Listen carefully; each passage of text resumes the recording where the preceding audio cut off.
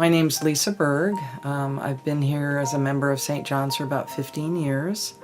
I was trying to find a church that was welcoming for me, and the sexuality studies were happening, and people here, some of whom were happy that we would become a reconciling church, and some who were not so happy. Anyway, I do feel like I did find a wonderful church home here. My father's family was actually very Lutheran. His grandfather was a pastor in Minnesota.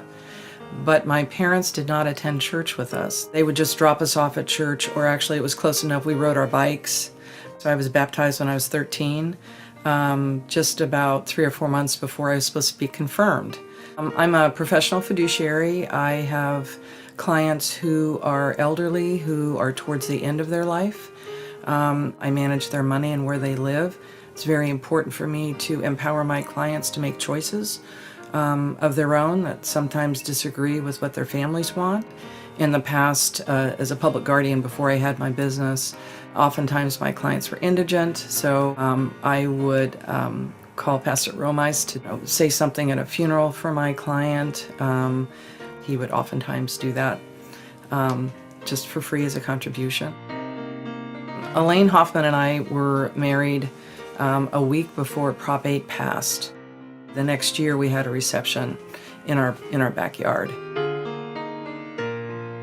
When things are happening in the larger world that seem overwhelming to us, I feel like St. John's gives us very specific tasks that we can do that actually do make things better for people. One of the suggestions by Pastor Frank is that everybody on the church council should be involved in a committee or a social ministry, and so I picked the Central Downtown Food Basket.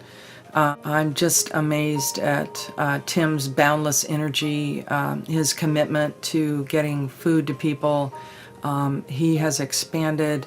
We here at St. John's, Fremont Church, we're out at Sac State.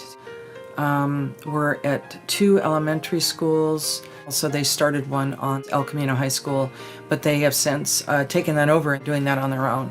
So a couple months ago, he volunteered to actually staff the emergency after-hours food closet here at St. John's Friday evenings for those families who depend on school lunches and school provided food for their children who don't have that on the weekends. What I really like about St. John's is there's a lot of choices of things you can get involved in. There's kind of something for everybody.